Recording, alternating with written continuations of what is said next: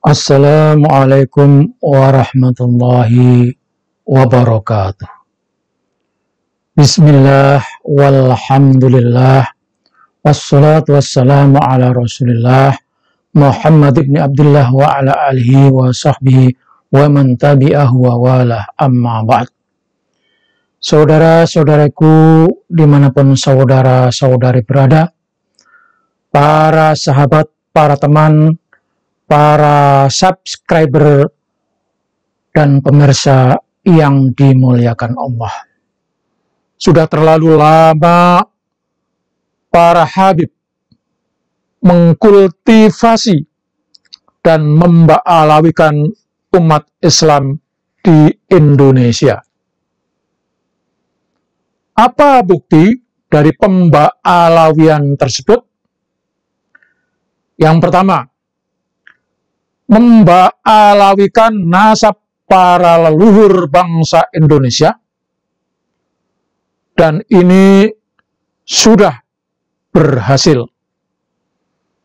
Beberapa tokoh Nusantara diba'alawikan oleh para habib, termasuk para pejuang, para kiai, para ulama yang telah membangun peradaban Indonesia diba'alawikan. Yang kedua adalah pemba'alawian amalan-amalan berupa zikir, sholawat, dan ajaran-ajaran yang datang dari Yaman, dari Tarim, dan tidak sedikit anak-anak Indonesia yang dikirimkan ke Yaman, ke Tarim, untuk memba'alawikan amalan-amalan dari Tarim dan akan menggusur amalan-amalan yang sudah diajarkan oleh para leluhur kita, wabil khusus Wali Songo, pendakwah Islam pertama dan mengislamkan umat Islam Indonesia. Yang ketiga adalah pemba'alawian cerita-cerita khurafat, cerita-cerita halusinasi,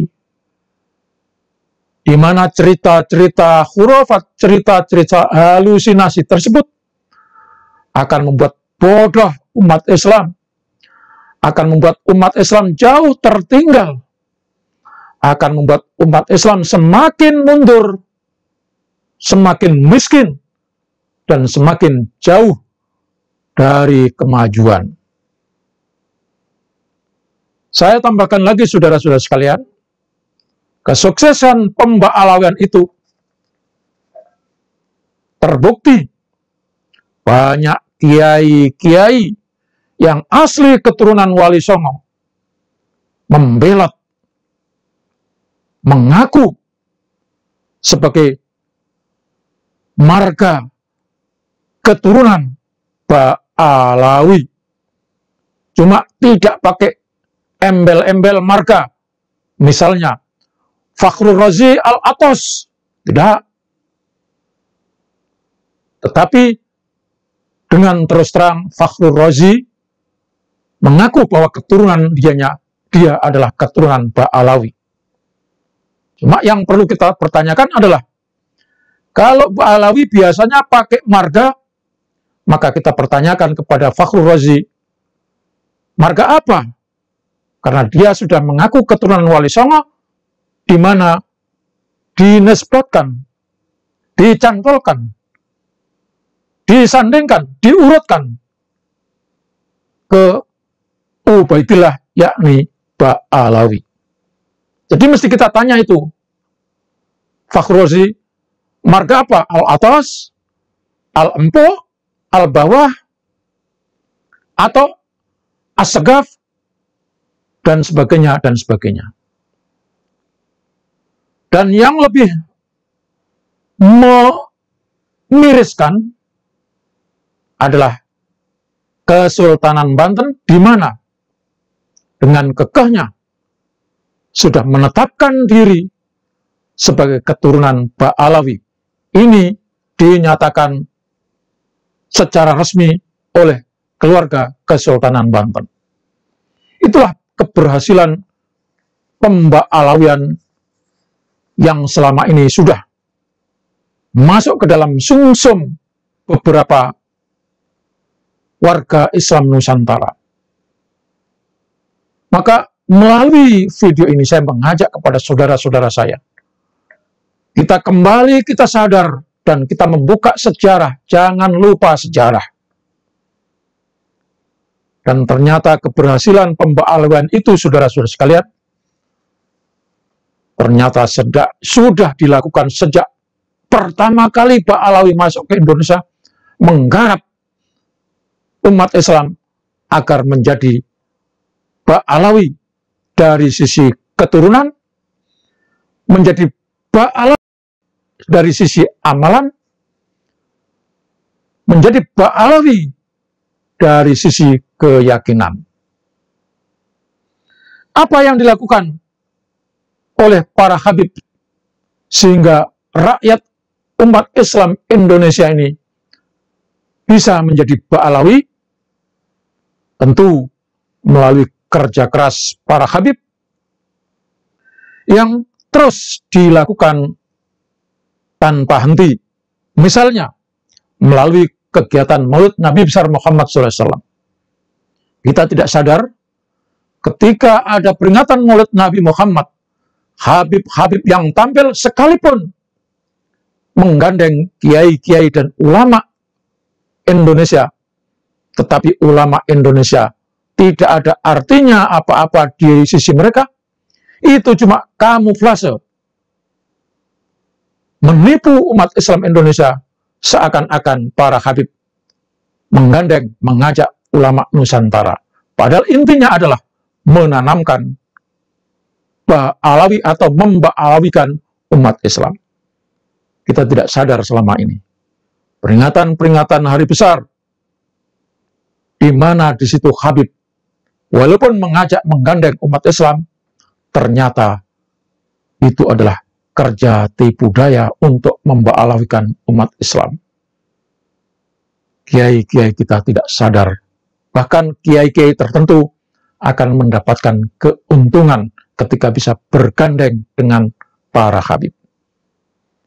Yang berikutnya, melalui kegiatan Haul Akbar. Di situ, para muhibbin masuk, tertipu, sehingga menjadi penyokong kuat hegemoni para habib terhadap umat Islam di Indonesia. Haul Akbar mereka buat, dan tujuannya adalah memba'alawikan umat Islam Indonesia. Kemudian melalui kegiatan ziarah kubur. Coba saudara-saudara sekalian, betapa banyaknya kuburan-kuburan yang dikeramatkan, yang diekspos, yang digarap oleh Ba'alawi, di mana umat Islam berbondong-bondong ziarah kubur, yakni kuburnya orang-orang yang diba'alawikan, dan pada akhirnya umat Islam akan menjadi pengikut Ba'alawi. Yang berikutnya, melalui kegiatan-kegiatan majelis taklim, majelis zikir, majelis sholawat. Di sini Ba'alawi berperan membesarkan pengikut-pengikutnya, karena setiap kali ada majelis zikir, majelis sholawat, umat Islam berbondong-bondong di sana, dan itu adalah kesempatan untuk menebarkan pengaruh Ba'alawi, dan pada ujungnya akan mengikuti Ba'alawi, dan ternyata sampai sekarang betapa susahnya dan betapa sulitnya menyadarkan mereka. Padahal Saudara-saudara bisa lihat, adakah Ba'alawi yang membangun pesantren? Tidak ada.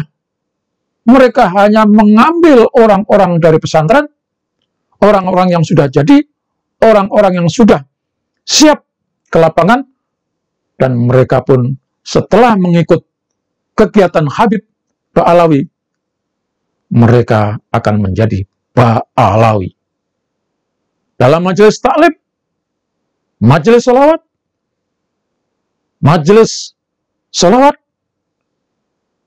dan majelis-majelis yang lainnya. Coba saudara, adakah Habib-Habib yang belajar di pesantren? Tidak ada. Maka Habib-Habib bocil-bocil yang langsung ngomong di panggung itu, cek, tes, adakah mereka bisa membaca kitab seperti yang diajarkan di pesantren-pesantren.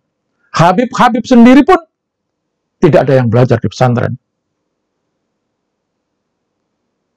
Tetapi begitu gigihnya perjuangan Ba'alawi mengambil santri-santri menjadi pengikutnya, dan pada akhirnya menjadi pengamal pejuang Ba'alawi.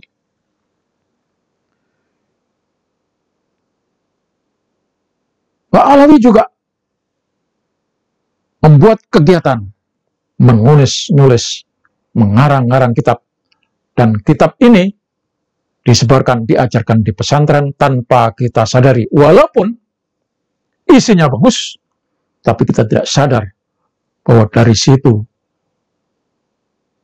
umat Islam akan menjadi Ba'alawi. Nah, kalau ini sudah semua masuk ke dalam relung-relung hati umat Islam di Indonesia, maka lambat laun negeri ini akan menjadi negeri Ba'alawi, khususnya umat Islam akan menjadi umat Islam Ba'alawi.